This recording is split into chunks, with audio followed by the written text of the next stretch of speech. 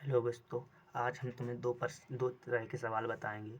दो सवाल बताएंगे, दो तरीके के बताएंगे कि लाभ में वृद्धि कैसी होती है। देखो, पहला सवाल, एक वस्तु 18% के लाभ पर बेची गई यदि उसे 49 रुपये अधिक में बेचा गया होता तो 25% लाभ होता।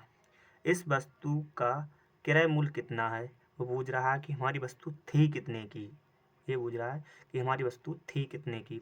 अगर 18% पे बेच रहा है, पहले 18 पे बेचता था, अब 25 पे बेचने लगा है। पहले 18% पे बेचता था, अब 25 पे बेचने लगा है।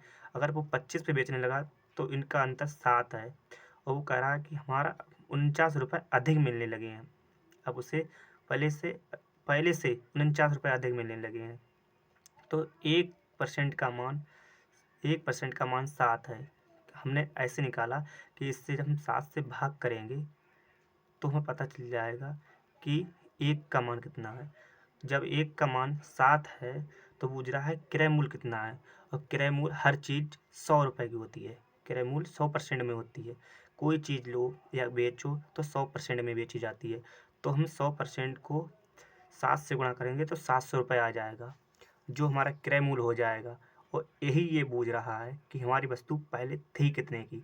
हमारी वस्तु 700 रुपये की थी। 700 में जब 25% की हमने वृद्धि की, जब हमने 25% लाभ कमाया, 700 में हमने 25% का लाभ कमाया। यही हमारा आंसर है। यदि नेक्स्ट सवाल, जब कोई वस्तु को 720 रुपये में बेचा जाता है तो x% का लाभ होता है। जब एक ही वस्तु को 750 रुपये में बेचा जाता है तो x + 5% लाभ होता है। तो x का मान क्या है। इसने x का मान पूछा, मतलब जो परसेंटेज में लाभ हो रहा है वो x का मान है। तो x का मान पूछा है।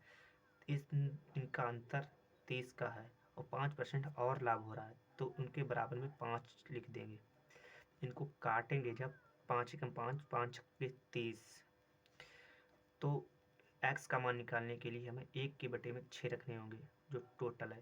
पहले इतनी थी टोटल, सब कुल था इतना, कुल कुल जो मूल्य था वो इतना था। तो x% हमें लाभ हो गया है, मतलब इतने रुपए में कितने रुपए का लाभ हुआ है। तो 1/6 रखेंगे, और फिर हमारी वस्तु पहले कितने की थी, 720 की थी, इंटू में 720 लगा देंगे। जब हम इसे काटेंगे तो 120 आ जाएगा। और हर वस्तु 100 रुपये की होती है। हर वस्तु 100% की होती है, या 100 यूनिट की होती है। जो 100 यूनिट की होती है हर वस्तु, तो 100 पे हमें कितने का लाभ हुआ है। 100 रुपये की चीज़ हमारी 120 की हो गई है। 120 होने का मतलब है कि हमें 20% का लाभ हो गया है। और यही x का मान है कि हमें 20%, x का मान है कि 20% जो x लाभ हो रहा है वो 20% हो रहा है। तो x का मान 20% है, 20% का लाभ हुआ है। 100 रुपये के ऊपर जो जाएगी वो 100 रुपये में हमारा लाभ हो जाता है।